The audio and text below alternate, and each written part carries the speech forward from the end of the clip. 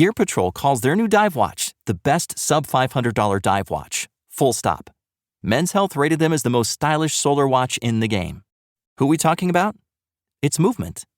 They're leveling up your gift giving with the sleekest watches you can buy and the biggest deals of the season.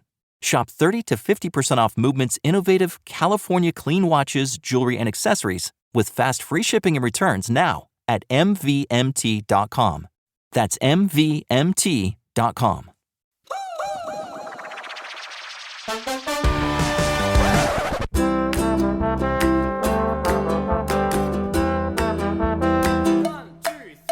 Potted together, potted together, podcast. Potted together, I am potted together with you. Hello and welcome back to the Potted Together podcast. My name is Adam and I am joined, as always, by my co-hosts Becca and Nicole. Oh, hey. I think Becca's. Just say hi, Becca. Hello, everyone. Sorry. You're muted. Oh, you're muted. Oh, only for you. Sorry. Got some background sound. Do you want me to redo that? No. Okay, yeah. It's very on brand. It's very on brand. Yeah. All right. I know that you guys love our catch-ups, but today we're skipping the catch-ups because we have a very special guest in the studio, i.e. on our FaceTime. Today, we are chatting with a friend all the way across the globe in a completely different hemisphere. He wrote, conducted, and performed the amazing theme song you just heard at the top of this episode. He is an avocado enthusiast, a creative genius, and an all-around kind human. He has a YouTube channel, over 10,000 subscribers, and recently started a second channel, which we will chat about in this episode. He has a mane of hair that would make Fabio jealous.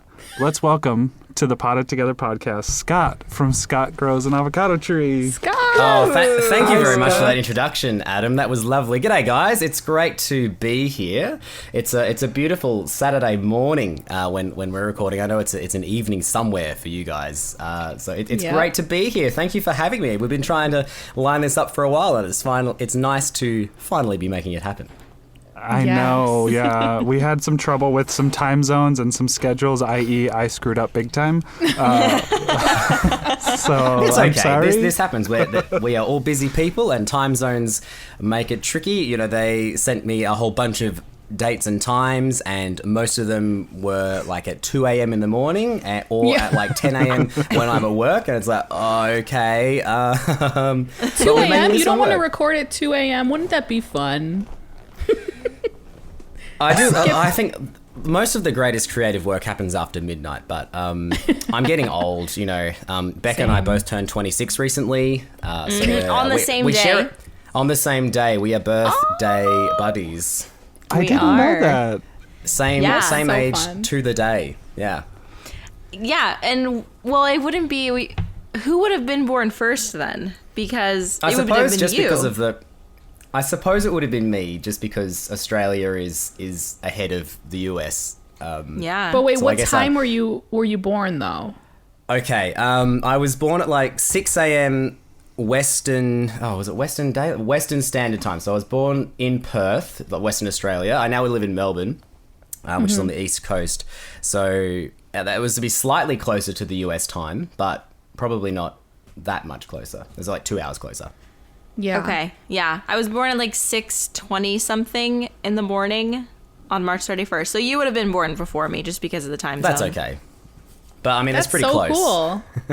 Wait, so that means that like our sun and moon like astrology signs are probably exactly the same. Like we probably have all the same placements. I Actually, could no, probably tell not. you nothing about mine. It's not something that I have looked into. I'm happy for you to do the work there, Becca. That's fine. I'll tell you all about it. It's not something that I delve into very deeply. Yeah, fair enough. Actually, I think we would not have the same ones because we're born in different places. Like it also goes off of location that you were born, I think. So Yeah. Of course. Just we scratch have that idea. different stars down here. Yeah. Yeah. You Exactly. We do. Oh man. You know what's funny is I was backpacking through Europe in college, and I hung out with some people from Melbourne, but they made fun of how I said Melbourne. We do make fun of how you say Melbourne. Melbourne. Melbourne. There's a bin. It's just a B. If you just imagine there's no vowel in between the B and the N, and you will naturally put the schwa because we're English speaking. Melbourne. Just bin. Melbourne. Oh, perfect. Look at you guys. Oh, We are look at speaking me. like locals now. Look at me. Gosh, find me a crocodile. I need to wrestle it. Oh boy. Just kidding. Scott, let's talk about plants, shall we? Let's talk about plants, please. That's why we are all here. That's why we're listening. That's what we are here for. What wonderful things. Oh my goodness. They're full of wonder. I guess I want to know how you got into plants. Is it something that you've always been into? You seem like akin to us. I think all of us, we all kind of get into like hobbies. And I feel like that's a lot of plant people. But yeah, what's your journey with your plants? So for my plants, my mother especially has always been into plants. I've had house plants around the house growing up, and also like gardening. I really enjoy gardening, and that's probably where my personal journey began more so. When I moved out of home for the first time, just before I got married, I planted some sunflower seeds in our rental property's strip of garden, and I was, this is wonderful. Look at these things grow. I'm making it happen, and then started getting plants and just decide, as many of us do, we just kind of fall down a rabbit hole, and we just like, I feel like there's a phase of accumulation where we just like to get all the plants that we see. Yes. And that happened for me both for outdoor plants and indoor plants, and we're looking at the prospect of potentially moving within the next little while and thinking about, we've got a lot of plants in pots outside at the moment, and they're big, and that's going to be an interesting challenge. But We've all been there. I think, oh yeah. So I think that was, I find generally things that grow just very beautiful. I'm a teacher, that's my day job. I teach junior primary or your elementary in the US, and I think I'm just drawn to things that grow slowly over time. I think there's a real beauty in that, and you see that in plants, and it's just lovely to have all of these living things around you that respond. It's great. So that's kind of where I started with my enthusiasm with plants. I did spend a bit of time while I was at university. One of my jobs that I was doing, I was working part-time on a herb farm. So I worked a couple of years just as a bit of a farmhand. Which was lots of fun. I learned a lot about just keeping plants and what they like and what people use them for, and I really enjoyed that experience. And I guess that was partly responsible as well for kind of igniting this just interest in plants that I have, and keeping them and caring for them, and it's.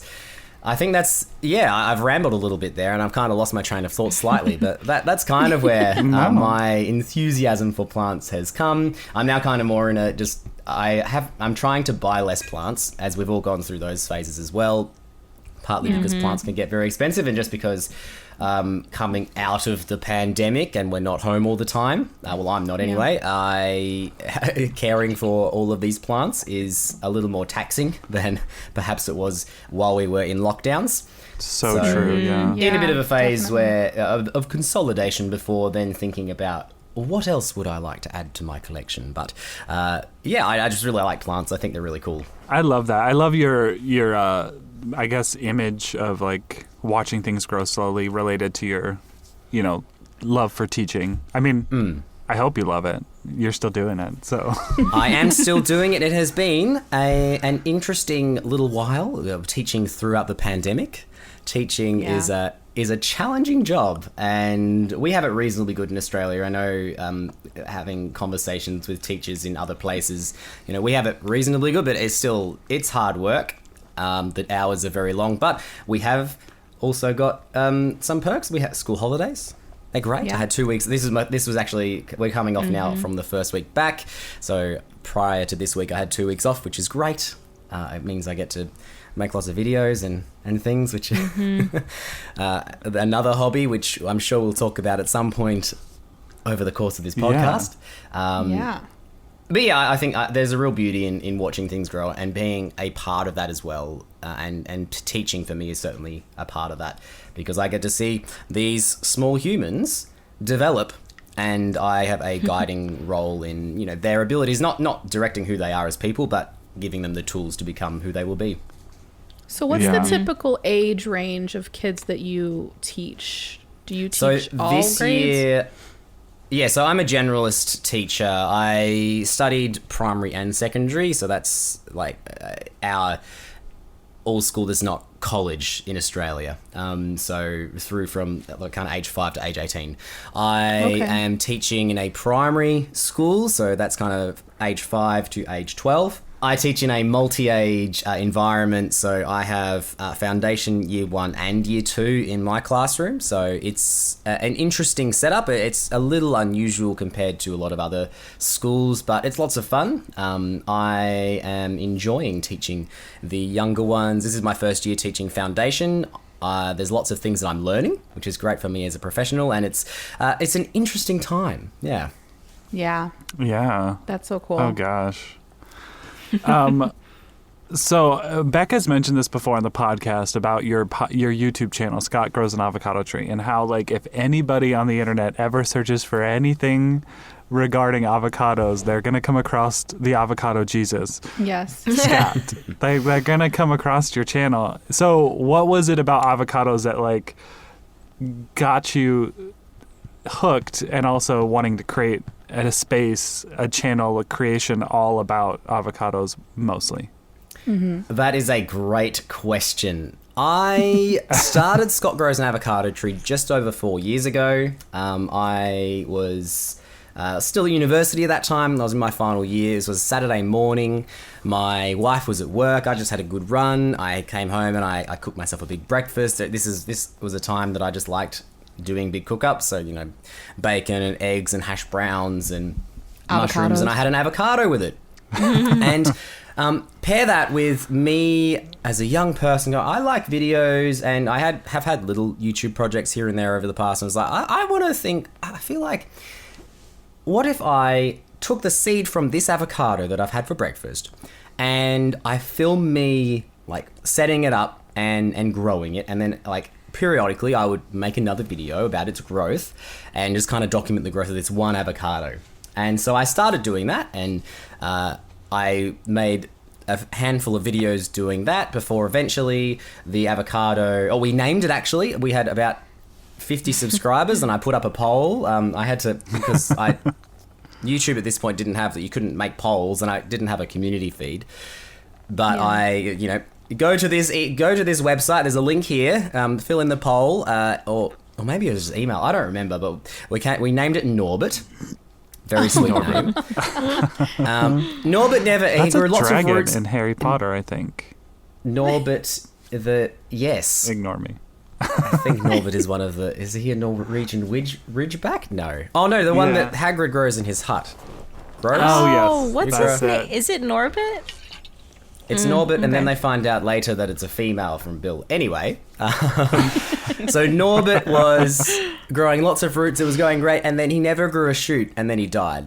Norbert. Well, that's interesting. So I started another attempt, and around that time, I started to maybe I'll make other videos here and there about plants and things, and I'm growing other avocados because I ate avocados, so I start growing the seeds, and I could make videos about other avocado things. And so over time I just started gradually making these fairly specific, how do you prune the avocado? What soil do I use? And over time just kind of built up a bit of a bank of very specific avocado advice videos, tutorials, me discussing different things.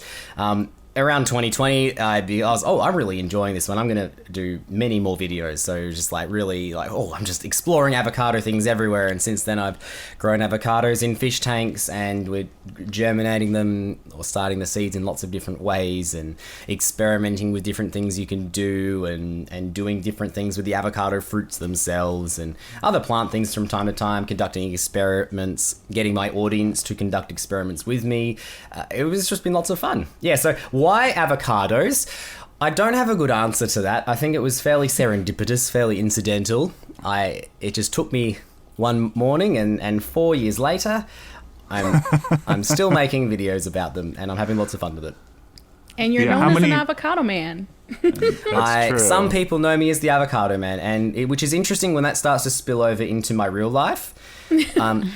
I was teaching a year 5, 6, so they're kind of 11 and 12-year-olds a couple of years ago, and somehow they stumbled upon my YouTube channel, and oh boy, did I know about it. They thought it was amazing. They thought it was really cool that their teacher was a YouTuber. So I had like 1,000 subscribers at this point. I just kicked over that milestone. So this was a couple of years ago.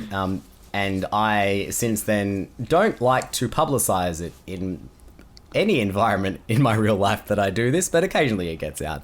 But it's interesting. But it's nice talking to people, and people around the internet get in touch with me about the things that they're doing with their avocados, and it's interesting and it's fun. Yeah. Yeah. So how many avocados do you have growing in your house right now? Inside, very few, actually. Okay. Outside, there's a couple of dozen at this point. But winter's coming for you, right? So do those come inside? So in Melbourne, we get a little bit of frost. But once they're over a couple of years old, I leave them outside. They can handle fairly low temperatures. They can't handle, like, Becca would struggle to keep avocados outside in her snow. The idea that, like, you have to shovel snow is very foreign to me. It was. Me too. It was to Becca too. Yeah. Like, that's not a factor in, I don't think, any part of Australia. I think maybe perhaps like the 0.02% of Australia that has like significant snow, maybe, but I don't even think it's that much. They don't have avocado trees. We get some frosts here in Melbourne, so and avocados can handle that reasonably well. So they're in a fairly sheltered spot in the yard. They're in a little grove. They're all clustered together, so they've got a bit of protection from each other, and they will stay outside. Yeah, which is good because some of them is starting to get quite large. Yeah. Yeah. I was gonna say because if you had to bring them in, that'd be an awful lot of work. It would be, and just the space that they occupy is also fairly significant. Yeah. Well, I have a question. So have any of them ever fruited? This is a great question. Let's talk about how avocados bear fruit, because this is extremely interesting. And I don't just say this as someone who's enthusiastic about avocados because, I have a bit of bias there. I say this because the way that they do this is bizarre. Okay, so the short answer, no, they haven't bared fruit yet, and they won't for another few years. They need to have mature wood to do that, and that takes kind of 10 years to develop. You can speed that up through grafting, so when you take a mature scion or branch from another tree and attach it to the rootstock, and I'm going to be getting into that soonish. I've got some cultivated trees that are particular varieties that I've taken from a nursery, or bought from a nursery. I didn't take them. And and I'll eventually be taking off branches to attach to the roots of other trees. Cool. But avocados, super bizarre. So even after you get around, like, it takes a long time. They can't self-pollinate. Now, lots of plants in the natural kingdom can't self-pollinate. This is an adaptation to try and encourage more genetic diversity. It's good to have a genetically diverse population. If there's a particular issue, there's less likely that they're all going to get wiped out due to a certain disease or whatever. So it's beneficial to prevent inbreeding. Avocado, so lots of plants are either male or female. So they have male flowers or female flowers. So the male flowers, they have the male genetic material, so the pollen, and the female flowers will have the female genetic material, the ovum, the egg, and once they do their thing, or the insects do their thing rather, and they will then make a seed, make a fruit. Avocados have both male and female flowers, but not at the same time. That's hard. It's very strange. So avocados, some avocado trees will have female flowers in the morning, and then over the course of the day, they will retract the the name's escaping me right now, but the part which allows pollen to get into the ovum, they'll close that up and they will open up their pollen parts. So they'll become male in the afternoon. And the inverse is also true for some varieties. So some start male in the morning and then over the course of the day become female. So you need at least 2 trees of those complementary varieties, one where there's a male variety at one point and a female variety at the same point, so that they can actually pollinate to get fruit, which when I found that, I was just like, that's wild, that's amazing. That is mind-blowing. So it's absolutely brilliant, but also means that if you're just growing one tree and you're wondering, why has it never grown fruit? You know, it's so old, it's growing flowers, why hasn't it? It's because you need 2. You need 2 to tango. Gosh. Look You at need that. at least 2. 2 That's of the right. right kind. Yeah. That's right, which also gets really tricky.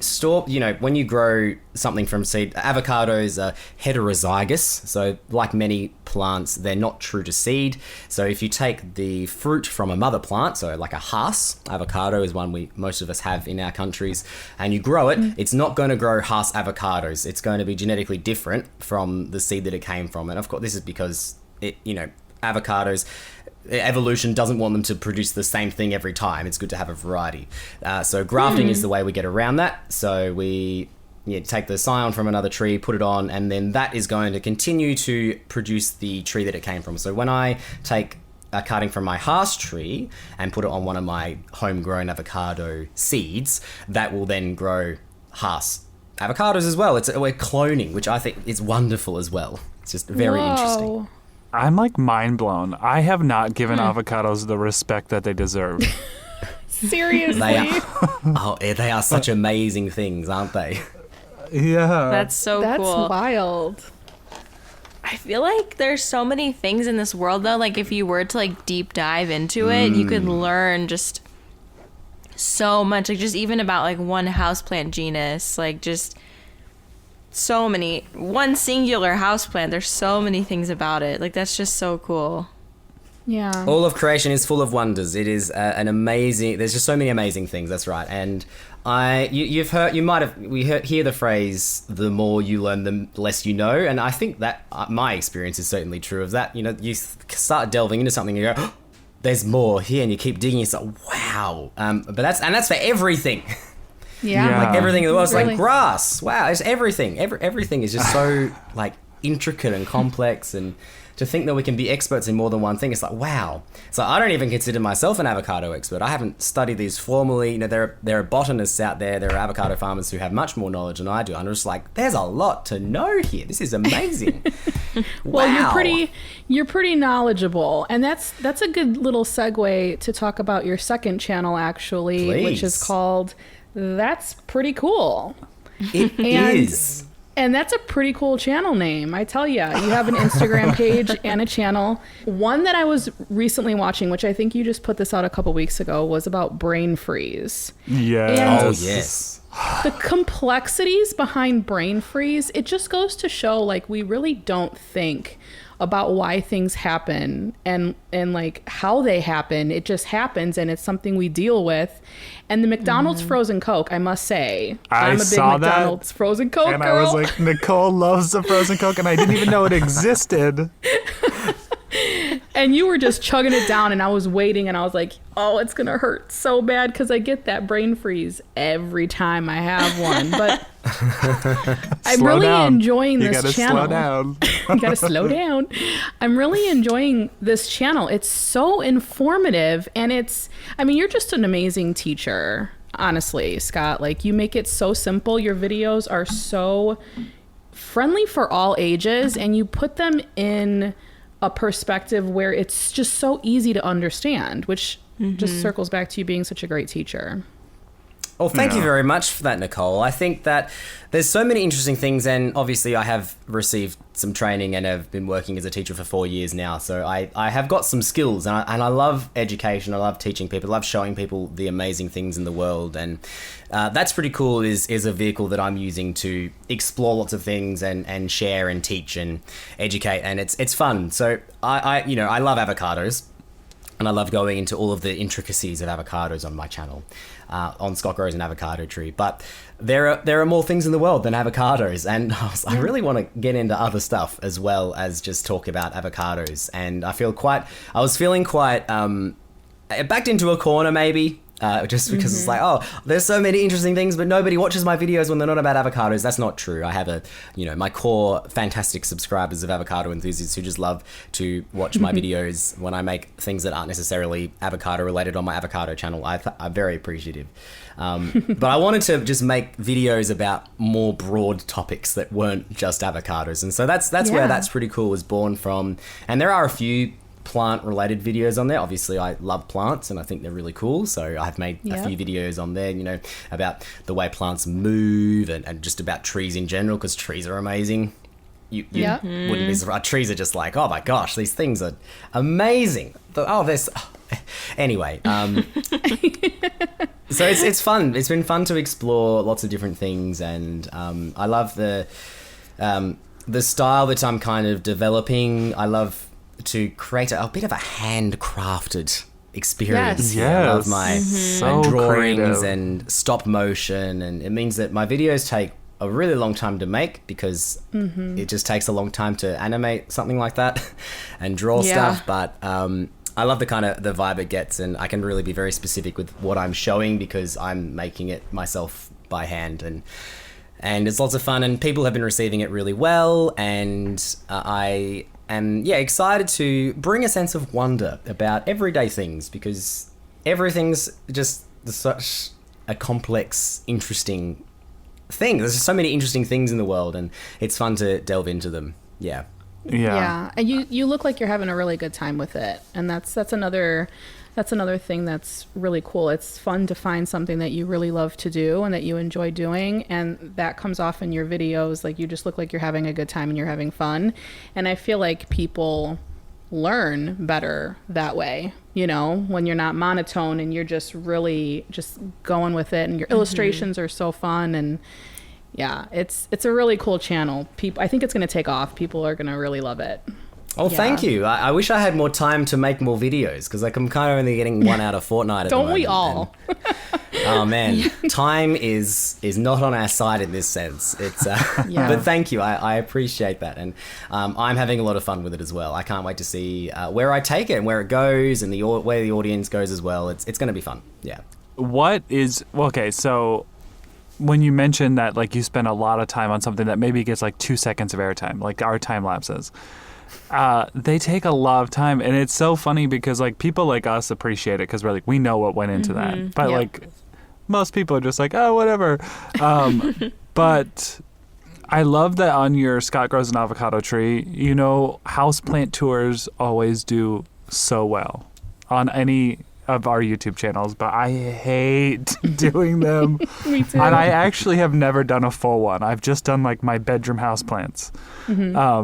But I saw yours, Scott, and it just was like, I love this, because it was a spin on the houseplant tour, but you just did time lapse of all your plants. It's so cool. I love time lapses. I love capturing time lapse photography. To be able to see something move in a way that we never see it move, because a lot of plants do a lot of moving. Some plants don't do much; they just sit there. But lots of plants, they do things during the day, and it's really interesting. You can't see that with your eyes because we just move a lot faster. Unless you have a way to take photos and then speed it up, you don't see it. And I've been wanting to do a bit of a houseplant tour just to keep track, partly for me, just to see what my plants are doing now, and also to share because people are interested. But I was like, how am I going to do this differently? Because I've never enjoyed watching somebody just tour their houseplants for 40 minutes. That's just me. It's not something that I enjoy watching a lot of. So I was like, how can I do this a bit differently? I'm going to take time lapses. So over the course of about a month, I set up one of the old iPhones that I use for my time-lapse photography. I use the app Skyflow. I have a tutorial on my channel if you're interested. And I just shot a bunch of time lapses and then ran them together, and it's lovely to be able to watch all of my plants doing their thing during the day. There's some really interesting things going on. And just the movement alone, like you said, it's so cool to watch. I think everybody truly enjoys time lapse. even like watching reels or TikToks, which I'm not on TikTok, but anyway, yeah, they're fun. They're so fun to watch, but a lot of work goes behind them, and people just don't realize that. Like it's an all day thing. I mean, some of them are overnight, Absolutely. a couple days worth. Yeah, like if you watch a Calathea, I know that we've got we're very enthusiastic about Calathea here, especially Yeah, we Nicole. are. I have become less enthusiastic since we got a dryer and we're no longer drying our clothes inside all the time. That humidity's dropped, so we lost a couple of plants when we made that switch, which is a bit sad. But Calathea are amazing. They've got at the base of their leaves that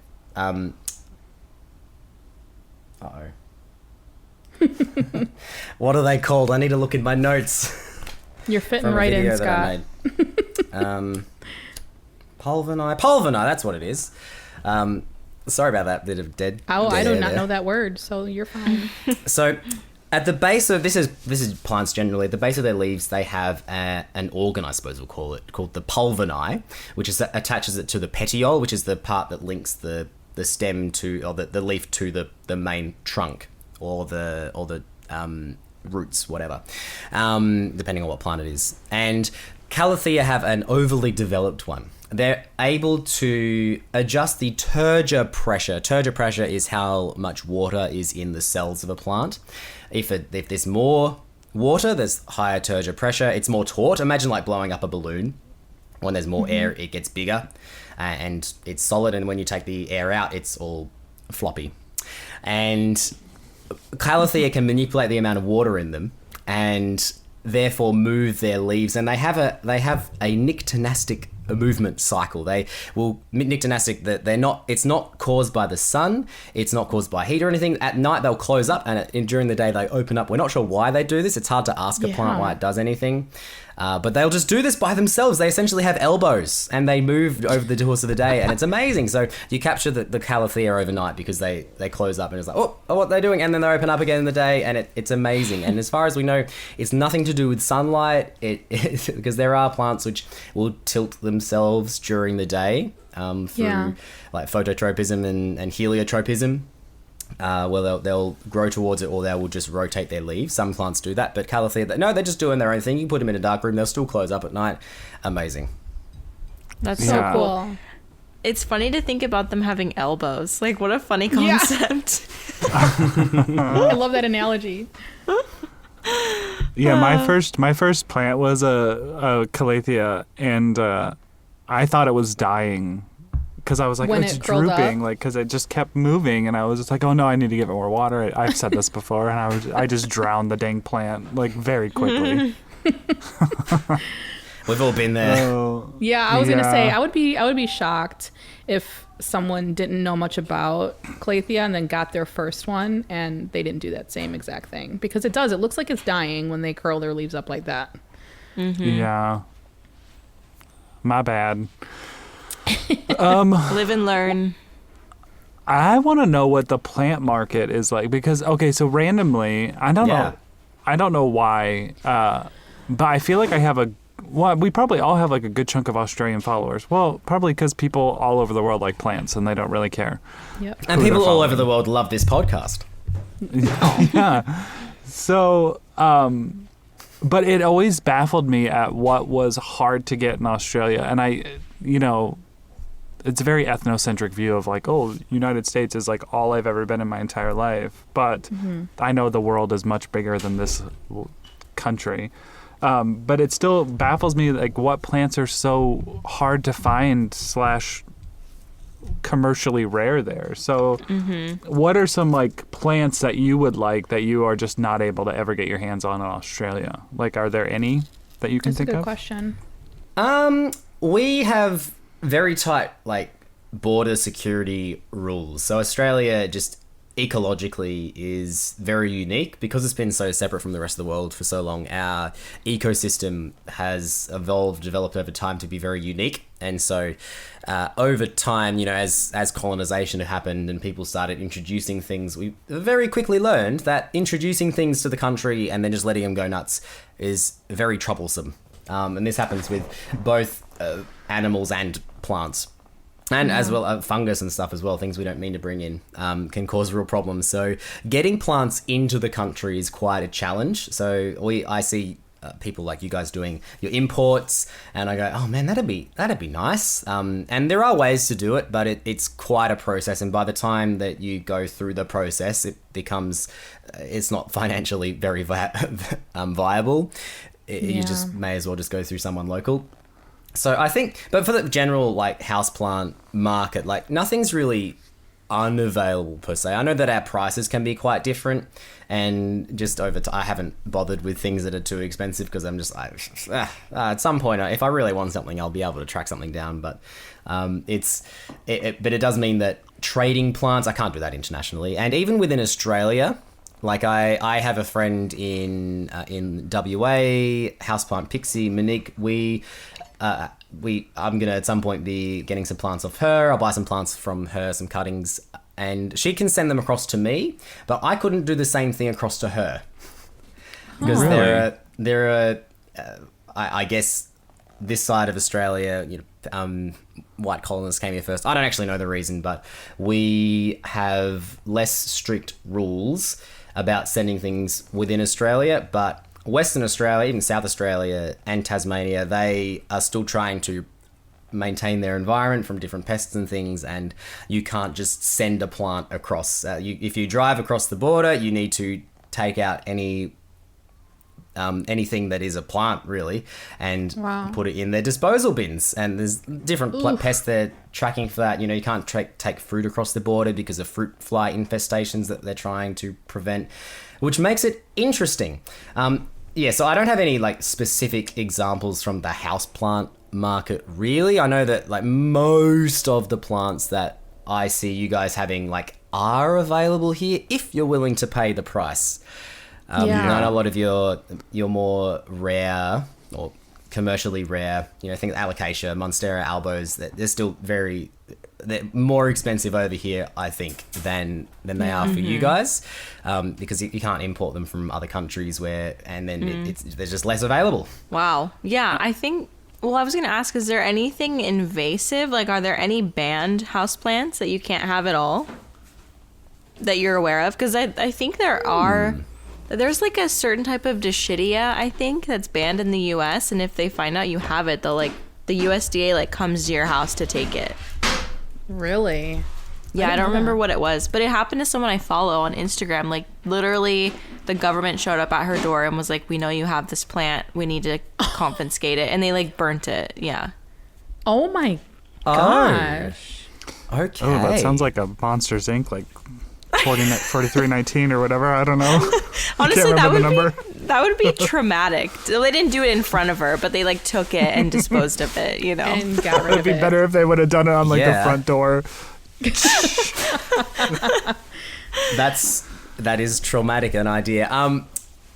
From what there are banned plants, none of the common ones that we would even think about. There are more banned varieties in the controlled states, so WA, South Australia, Western Australia, South Australia, and Tasmania. They have more. There is a greater list of things, but generally not houseplants.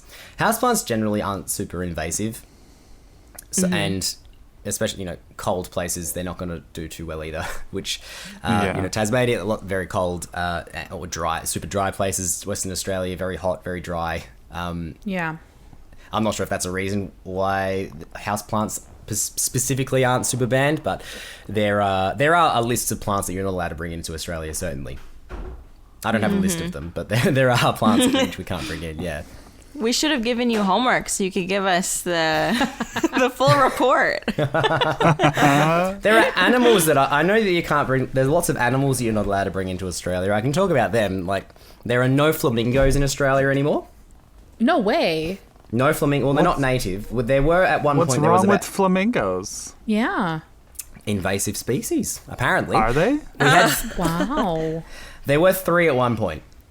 Since then, they have all died. I think Chile, the oldest one, was 70. Lived in Adelaide Zoo. Oh my gosh. 70? Yeah, birds. Birds are amazing. Oh, birds. and we have our own native birds. We have sulfur crested cockatoos. If you imagine the big white birds with a yellow kind of crest Yep. on top, and they sound like ah. That's a perfect impression. Thank you. I want to hear a kookaburra now. I can give you a kookaburra in a moment, but they can live to be 80 years old as well. It's just like, and they're like super intelligent. It's just like birds are amazing. You hear a kookaburra, okay? We don't get as many kookaburras as we do cockatoos in my area, but they kind of. I'll step away from the microphone. You gotta go, like you gotta start with like a. That's kind of how it goes. Yeah, they're so scary. I don't know why. We have some scary birds. I've seen videos of like crows figuring out puzzles, and I was like, this is insane. Like this. Crows. Yeah. Birds are Very not something that like I've never really known a lot about. That is so funny. I have one of my best friends lives in Victoria. No, not Victoria. She lives on the Gold Coast. I don't know what state that's in. I don't remember. Queensland. Okay, there we go. Queensland. When I would FaceTime with her when I was living in Tucson, she was always like, why is it so quiet? Like, there's no birds. Like, you don't have bird song just all the time? And I was like, no. And I never even thought about it. And then now that I'm living in Missouri, there's always birds or frogs. So now I get, like, why that was so weird. It's just, like, silent at night. So weird. But over there, like, anytime we'd be chatting, I'm like, what is that sound? She'd be like, oh, it's a kookaburra. She'd be like, oh, it's this bird. I'm like, sorry, are you okay? We have so many wonderful parrots that make so many tremendous sounds. I know kookaburras, they're kingfishers, not parrots. They're all wild animals. Magpies, they have a beautiful song. They become the devil in like September and October. Those are the ones that you here. always see attacking people, right? Like swooping in on the bicycles. Oh gosh, yes. no. They are the ones that become the devils and very angry, only angry bird during like early spring when they're nesting and they've got young in the nest. They swoop you and. There are reports of people losing eyes, and people because they go for the head. Oh my! This is Alfred Hitchcock's type stuff here. This is the birds. Maybe he came to Australia in spring, and magpie. I'm a runner, so I get my fair share of swoopings. I don't love running in September and October when they are nesting, and with lots of gum trees where I live and the trails that I run along, lots of magpies. So my strategy this year is whenever I see a magpie, I say hello to it. Maybe over time it'll just learn that They'll I'm get more to know American. you. But we'll see. We'll see. There's lots of fluffy ones still around, young ones out of the nest. They're not very timid because they're scary I will birds. say, Literally. Sorry. Really quickly, I will say one of the birds, which is, I think, one of the largest birds in the world, the emu. I have come to be very familiar with the emu lately. I took a trip to Kentucky and we went to Kentucky Down Under, and it was It's not what I was expecting when I heard a trip to Kentucky to become familiar with the emus. I know. There were kangaroos all over the place, and people were like, where are you? What are you doing? I don't think you should be there. But we took a picture with an emu, and I got so many DMs about how evil and mean emus really are. And then I was introduced to Karen, the evil emu, on YouTube. Do you know about Karen, the emu? I don't know about Karen. Tell me about Karen, the evil emu. Hilarious. It's so funny, but yeah, I know a lot about emus now thanks to I think my I've lovely come across following on Instagram. Karen on TikTok because I think there's like a TikTok with Karen. Yes. Evil emu Karen on Wow, okay. Emus are not the most evil of our big flightless birds, though. We also have got the cassowary, and that is a frightening bird. They're about the same. I don't even know what that is. Have you not seen a cassowary before? Okay, listener, you need to pause the podcast and come back to us. You need to just search cassowary and just Google cassowary. We're all going to do it here, so we're all Castleberry. Cassowary. Yeah. A spelling. You spell it. I got it. Cassowary. Oh, that is a monstrous bird. Oh, I need to look. It's prehistoric it does for look sure. like a dinosaur. But it's kind of So pretty. we like, have, yeah, they're very beautiful, but also extremely frightening. So we have the southern cassowary in Australia. They're not so much a deal where I live. They're kind of far North Queensland, but you see them in zoos and things, and they're massive. Similar size to emus, but look at that crown on their head. Whoa, they've got Yeah. this Oh my massive, gosh, like this that- Bodhi crest. Like they don't that use is a that. That's not the concussion. dangerous part. Look at those claws. Just look at the picture. No. Look, picture of their claws. Look how big my- they are.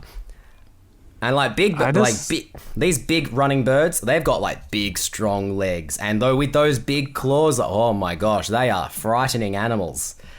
that's awful. Yeah, They're just running amazing, around though. wild. I've never seen one in the wild, thankfully. I've seen They brush just kind of look turkey. like They're not as scary. They look but like a toupee with legs and a beak. Yes. So do emus, though. they do have those beautiful feathers, which are a bit hairy. I mean, I don't know how we got birds on are the bird descended from topic. dinosaurs. That's a thing. But yeah, so they're ratites, which the emus are also, as well as there's a bunch of the kiwi in New Zealand. We don't have them over here, and the extinct rare are also from New Zealand. Yeah, amazing. What amazing creatures though. These birds that don't fly, but they have extremely powerful legs. Like, wow, crazy. And can run. And they can run. Have you seen an emu run before? Oh my gosh. It's like, whoa, look at it go. I'm regretting my trip to this Kentucky Down Under, man. Like, I'm really, like, I'm thankful that I didn't lose an eye. So I didn't tell you about kangaroos before you went either. Yeah, no, I know. I should have probably, Depends on the type of kangaroo. We have they were eastern... pretty docile. They can be. Yeah. Yeah, I didn't get too close. I was a little nervous. That's okay. No, most of the time kangaroos can be pretty docile. On my run this morning, I passed a couple of mobs, so I saw a couple of dozen kangaroos. Some of them came fairly close to because they're active at dawn and dusk, so I often see them along one of the trails I run. Is there and just like roadkill of kangaroo? Yeah, I mean, if you see, you've got deer. Of course, we've gotta got talk about roadkill. we've got jumping deer. Yeah, so kangaroos. Oh, you see them. Also, wombats. They're big and slow. Yeah. Yeah, it's a bit sad. But yeah, oh yes, also very powerful legs. Very powerful, and they got a tail And to their stand tail. on. They create a tripod, And the they tail to just like, go at stand it. on. Oh, they've got brilliant tails. That's where we eat kangaroo in Australia. I'm not pulling your leg. That's something you can go to the supermarket and buy kangaroo in most places. We have more kangaroos than people, so it's not conservationally it's not a problem. Yeah. But yeah, the part you eat I believe it's like the bit at the back, the tail. It's very gamey. It's good. I wonder if it would taste like a possum. Like, I wonder if they would Ew. taste Have the you same. eaten an opossum? Is that something you guys do over there? No. No, No, not but- at all. Oh gosh, no. But I'm just saying they're both marsupials. You never know. They are both marsupials. There we go. We have Similar also have flavors. possums down here. We have different kinds of possums, and possums are pretty cool. We have two Yeah. types. We have the brushtail and the ringtail. Ringtails are cute, and brushtails are scary. Just because they make scary noises, they sound. I'm going to do another animal impersonation. Here we go. They kind of, you hear them late at night. They crawl across, or they walk across. They scatter across like the fence across from our driveway, and you hear them at night when you make a noise, and they'll respond. They'll go kind of thing. Ooh. No, Sweet. thank It's like, you. oh, what is that? Oh, it's a possum. It's all right. They don't look them. like They're just giant rats. I love possums. They're so good. They're They very are sweet. essential. We like possums. It's Yeah. Yeah, possums are different to yours. And we've talked on this episode already about introduced species and things.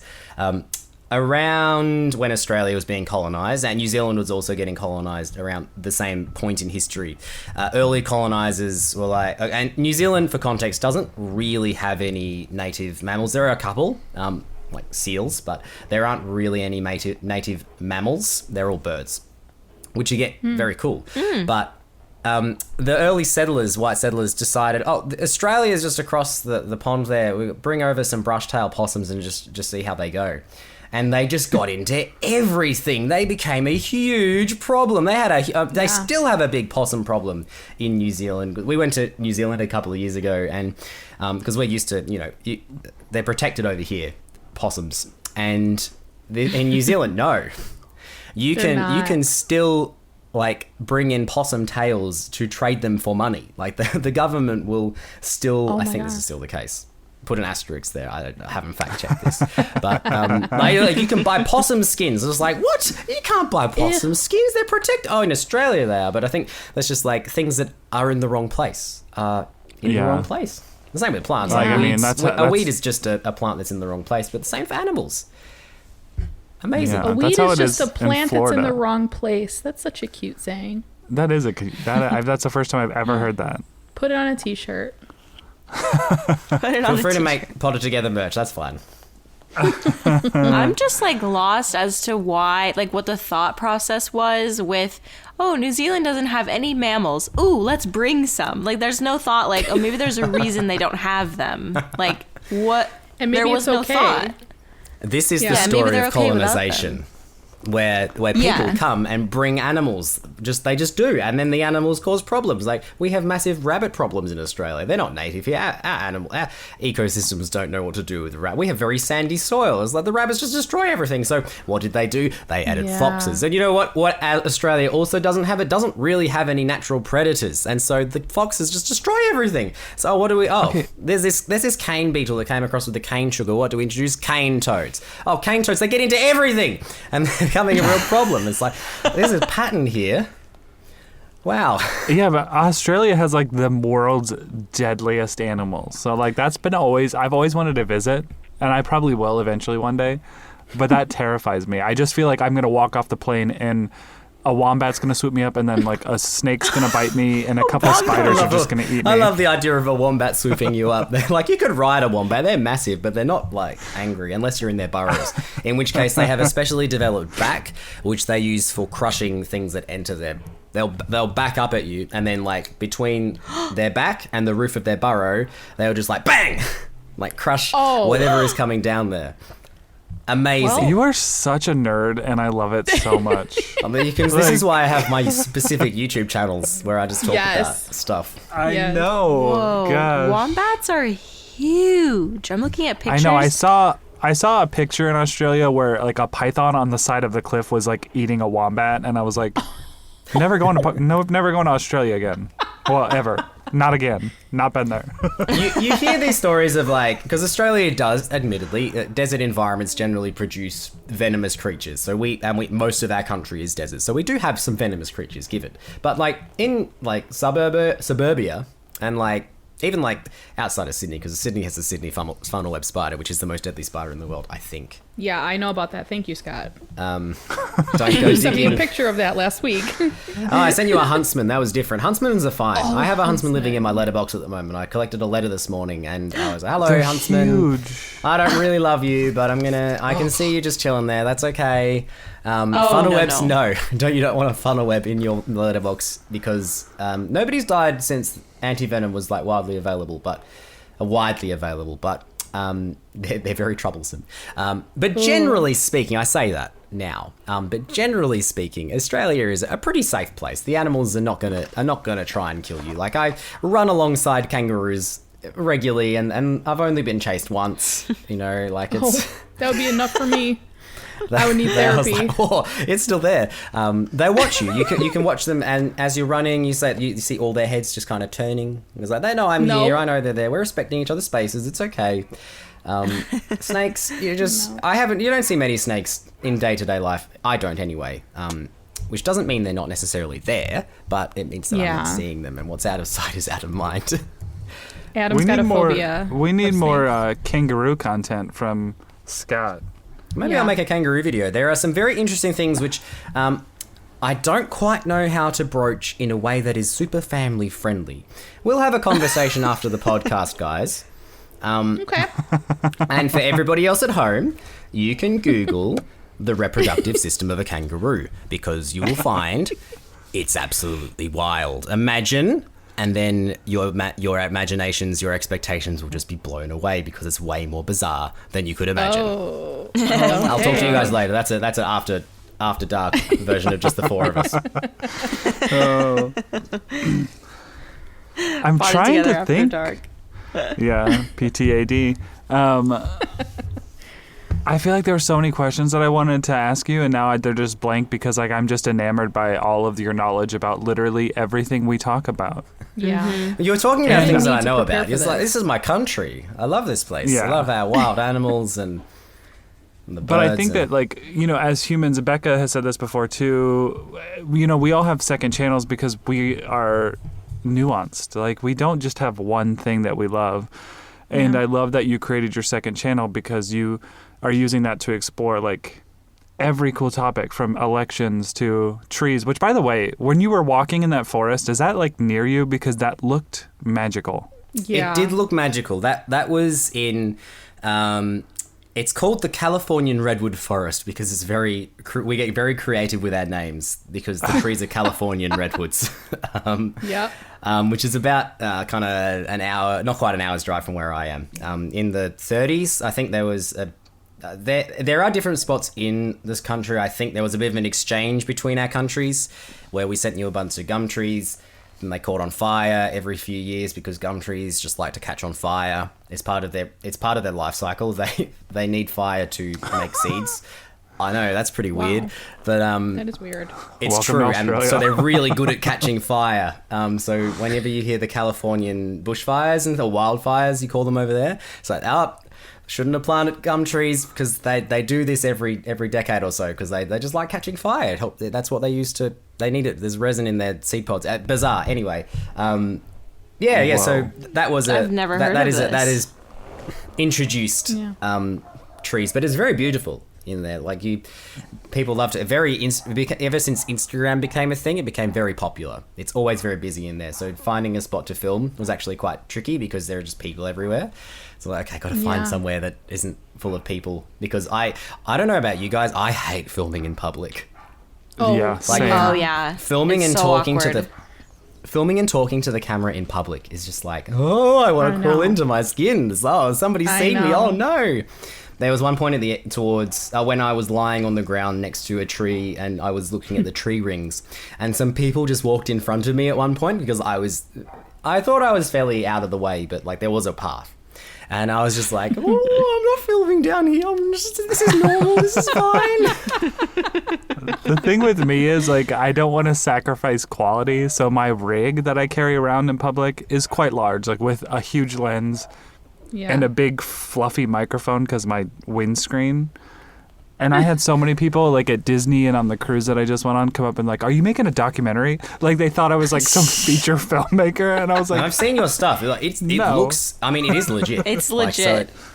I can Just see tell them that. you work for Netflix and just move yeah. on. Should I, maybe I could get some perks, but yeah, I hate it. I hate being like, I But see, hate that's how you can tell that you're a great filmmaker, Scott, is because when through that tree video, like, you look like you're the only one there. Yeah, you really did. And it was like, yeah, I would be terrified to be there alone. yeah, exactly. The Vlogbrothers, John Green. I love the Vlogbrothers. Big inspirations. He not long ago made a video about like being what's within the frame, what's outside the frame, and I just found that really interesting because there's so many things that go on outside the frame that we're not sharing, and it's like, oh, this is just interesting. You know, and I think this is something which we've talked about at different times. This come over the last couple of years about like being authentic with our houseplants and things. And there's a discussion going on at the moment about what we share, especially in the age of sharing things on social media. Do we want to share these plants that are dying? Like, how does that make us feel? How does it reflect on us? I think it's important to share our failures as well, and I've always been very keen to do that on Scott Grows an Avocado Tree, to share the things that have gone wrong. You know, I've given so many plants root rot, and I've talked about that, and it's like, what have I learned from that? Because there's learning experiences to be had from here, but we aren't perfect at doing these things, and things go wrong. But Right. I think that we're so trained to ignore, or not ignore, but to not share those things and just move away from them and pretend it doesn't happen, because Yeah. what does that mean? We're supposed to be these experts at keeping houseplants, and they die sometimes. What does that mean? Oh God, existential and Yeah. not people. Oh no. What does it say That's about so true, us? though. Yeah. That's so true. Dogs barking. I could just see the pain in Becca's face. Like, And she darts for the mute button. all right. Well, we're getting close to an hour, so I guess a wrap-up question, Scott. Look, what are you excited about for the future? What's exciting you about either your avocados, or that's pretty cool, or what's coming up? Yeah, great question. So I think Scott grows an avocado tree. I've been working on a avocado diaries series. That's already been up. I've put up like 9 videos of that where we're following these avocados, which we have grown in the avocado lagoon. Things are going well there. The original premise of my channel was to document growing an avocado tree from seed to the point of bearing fruit. And R.I.P. Norbert. Yeah, that's right. And all of the R.I.P. attempts, I've had a number of attempts, and a number of attempts that have failed. Like, I've grown lots of trees that I've not been documenting. It's like, oh, okay. And this one is working well. So I did totally different setup. Instead of growing them in water and toothpicks, which I've discovered is not the most effective way of doing it, growing them just in soil is pretty good. But I've been growing them in a fish tank, and so that worked really Yeah. well. And that's all going well, and they're almost a year old now, and they're trees and things. I'm excited to continue to document those. As for that's pretty cool. I'm just keen to see where it keeps going. I am getting ideas for videos quite frequently. It's like, what are we going to do? So I don't know how much I should say. When is this video coming out? When is this podcast coming out? I would It'll probably be- say in like 3 weeks. Yeah. Okay, so I'll I was probably gonna have say, it- can you share like maybe a topic of a future video with the audience? Yeah, sneak peek. A sneak peek. So one that has probably come out now. Probably about bananas. The octave Because- just... This is probably because Bananas. I'm not sure because bananas are pretty cool. Lots of cool things to talk about bananas. So you Sorry, Go not ahead. to interrupt, but No. I watched a banana documentary, and it was wild. Like, not so much how they're grown and all that stuff, about like the control that mainly the U.S. government has had on some third world countries solely around bananas. Whoa. And like, yeah, it was Yeah, insane. it's So- wild. Well, they're the second most popular fruit crop. So tomatoes are the most popular, and then bananas are the second most. So if you think about all the weight of all the humans, and then all the weight of all the bananas grown in a year, we grow a third of the weight of all the humans in bananas. There's a lot of... So every single person, there is a third of their weight in bananas. Is that we grow a bananas number of bananas. So Dang. it's not surprising. I'm not talking about so much the geopolitical side of things because I'm ill-equipped to do that. And Yeah. I find learning about that interesting. Communicating, learning enough about it, because you need to know a lot more about something before you can like teach it well. So you need to, there's a lot more going on before you can express it well, and I'm just not in the place where I can do geopolitical stuff yet. But I can talk about bananas just as a fruit, because I think they're pretty cool. And possibly... I love that. Now, if I say it out loud, it's going to have to happen. So, Yes. seals. But not just... Ooh. Specifically, their whiskers.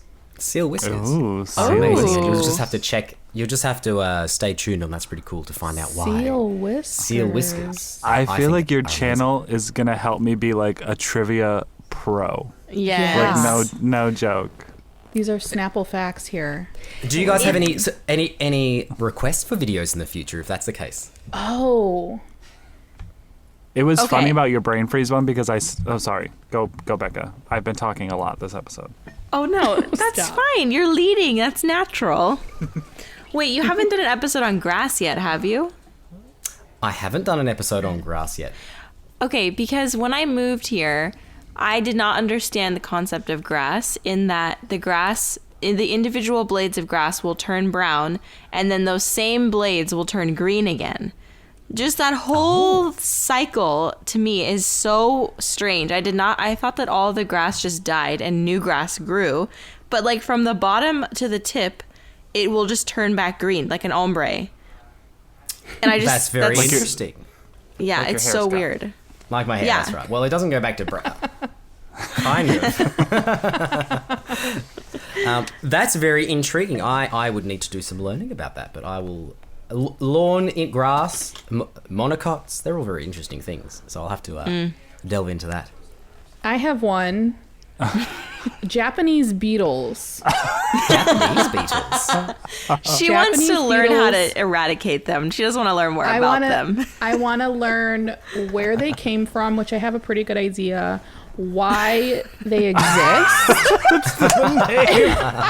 And how to kill every last one of them. I want to know where they came from, We're hitting a which I have a sore pretty spot good for idea. Nicole here. I don't know if you guys have Japanese beetles in Australia, but I they're don't think so. very I'm going to have to Google it. destructive. Bear with me. They're 'Cause, like, very destructive in the United States. They're for plants. pretty. They're pretty actually, but they're a nuisance, and that's putting it lightly. ooh, they are very pretty.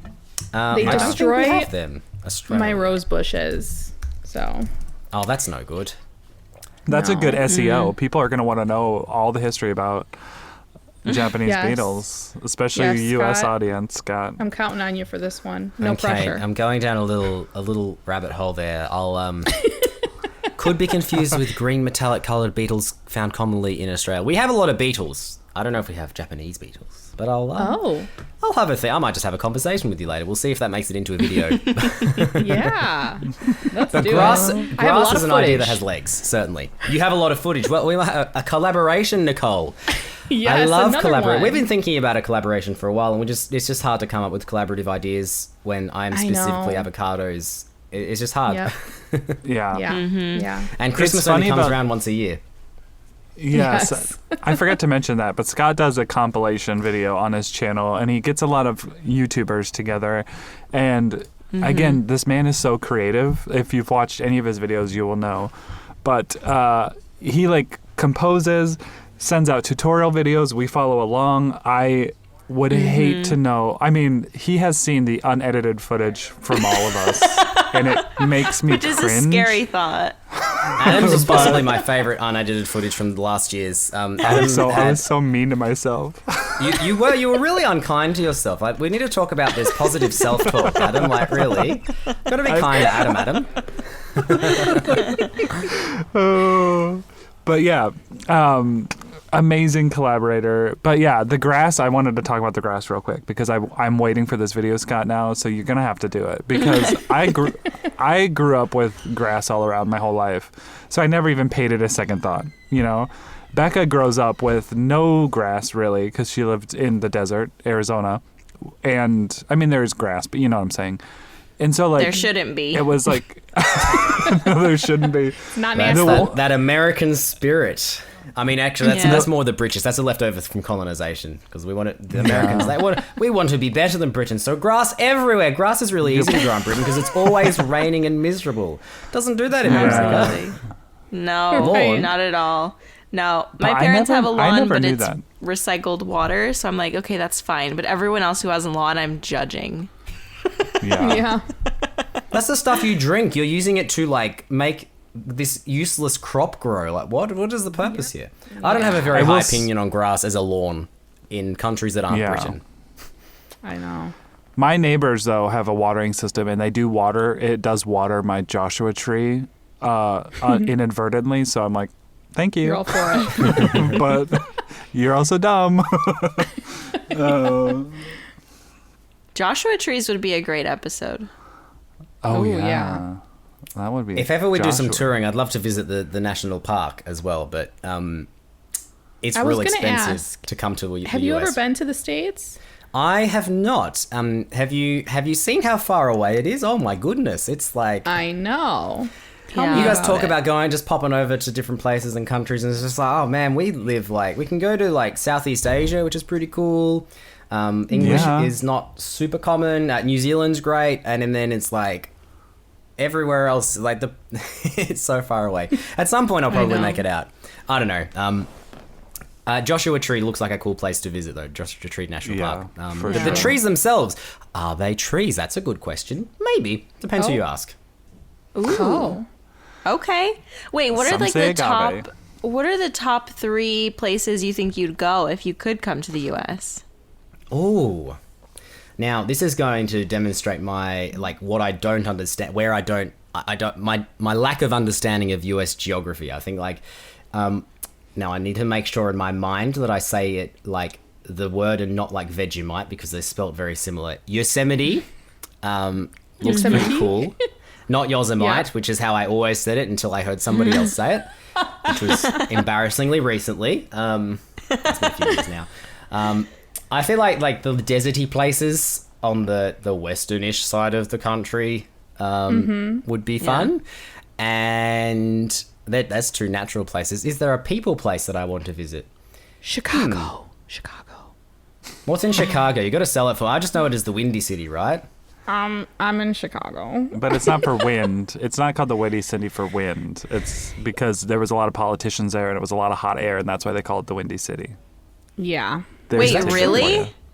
Yeah. Yeah. Yeah, we're gonna have to fact check this later, What? Becca. I don't. Literally, when I was in Chicago, it was so windy. I'm like, oh, the Windy City, and you did not correct me, Nicole. You did not correct No, me. I say it all the time. Every time it's offended. windy, we say the Windy City. It's not called because of the wind. Is I feel so silly. I thought because just where it is geographically and cities are generally pretty windy, but okay. It is pretty windy, though. For Nicole's benefit, yes, Chicago, because I absolutely know lots of things that I would like to see in Chicago, and Nicole is the one of them currently. Yay. Okay. Well, Sorry you to know what? everyone who lives in Chicago. I don't I'll know excite much. you. Sorry. Please, no, you go, Adam. I feel like the little bit of lag, we're just always constantly erupting, and I really apologize. But one thing about Chicago that I think would be a very interesting, that's pretty cool video, to be honest, because I heard it on a podcast before. But, Chicago's right next to a Great Lake in the United States. We have the Great Lakes. These are cool. The Great Lakes. I think the Great Lakes are pretty cool. We don't have kind of the equivalent down here.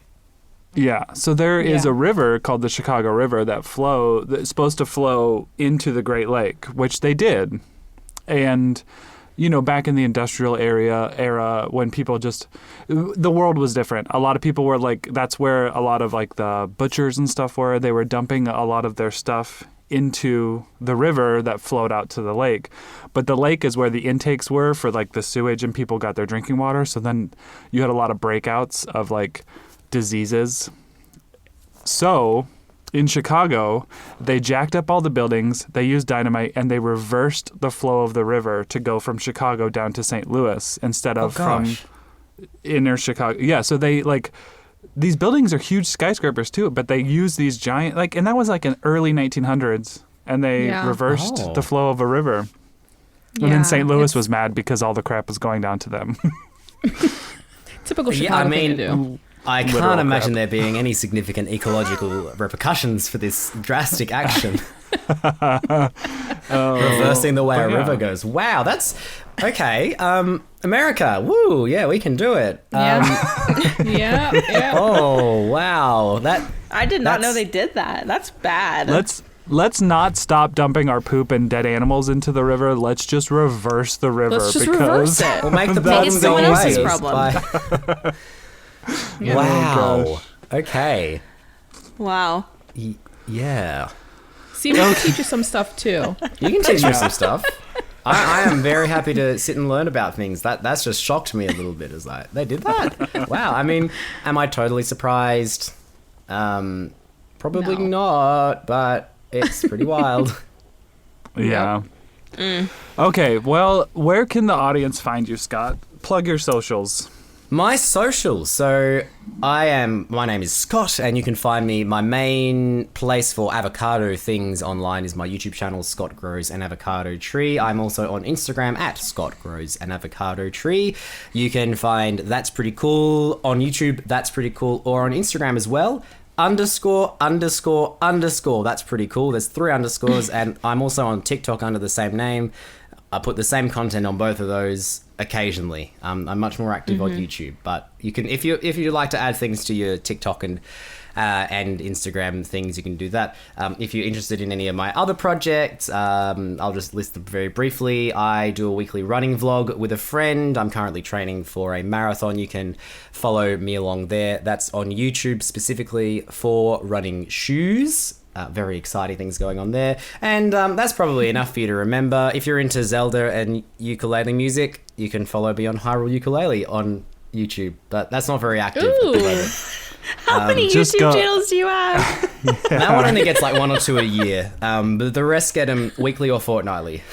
If you go to Scott Grows an Avocado Tree, just go to the tab that says channels, and they're all linked there. It's all there. Thank you, Adam. Click on so them. Scott Grows an Avocado Tree. I would, love you all to check out. That's pretty cool. That's what I'm currently most excited about. So that's pretty cool on YouTube. If you're going to check me out anywhere at all, it would be there. Would be my suggestion to get started, because there's lots of interesting things and lots more interesting things in the pipeline. So that's pretty cool on YouTube. Can't wait for that Chicago River episode.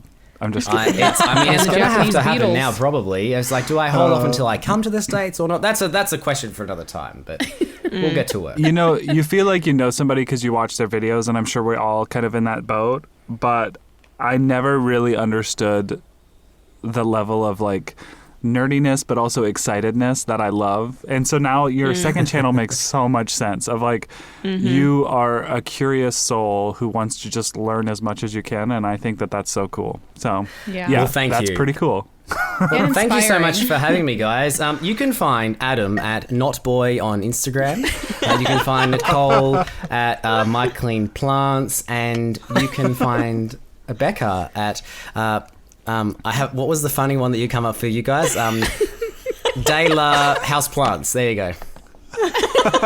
I don't know if mine had a funny nickname. Becky I'm always De La calling her Plants. De La Tanks. Becky De La De La Plants. Just your name as well. Yeah, De La there you go. Paz. Just I Becky. don't know. And audience, like, I really hope you enjoyed this episode as much as we've enjoyed recording it. And Scott needs ideas for That's Pretty Cool. So if there's anything you've ever wondered about, anything you're ever curious about, put them on today's post's comments, which will probably be a picture of Scott's gorgeous face. And Well, thank you. give him all the ideas of all of the things that you want to know about. And he'll make your dreams come true. Maybe. Yeah, you're putting a lot of The pressure lofty on him. promises there. We'll see how we go. I will do my best, though. Thank you so Anyway. much, Scott. Yes, we Thanks really for having me, appreciate guys. you This being was here. lots of fun. We talked a little bit about avocados in there, mostly about Australian Birds. wildlife, which that's fine. That's how our That's good. podcasts go. Thanks for having me. I'll catch you all another time. Yeah, we're going to have thanks- to have you back. We have a lot more to Thanks, talk about. audience. Thanks, audience, for being here, and we'll talk to you next episode. Okay? Bye. Bye. Bye. Put that high pitch one. Bye. Is that how? That's how it is. Yep. Yep, exactly. You nailed it. Potted together, potted together, podcast. Potted together, I am potted together with you. Gear Patrol calls their new dive watch the best sub-$500 dive watch. Full stop. Men's Health rated them as the most stylish solar watch in the game. Who we talking about? It's Movement. They're leveling up your gift giving with the sleekest watches you can buy and the biggest deals of the season. Shop 30 to 50% off Movement's innovative California clean watches, jewelry, and accessories with fast free shipping and returns now at mvmt.com. That's mvmt.com.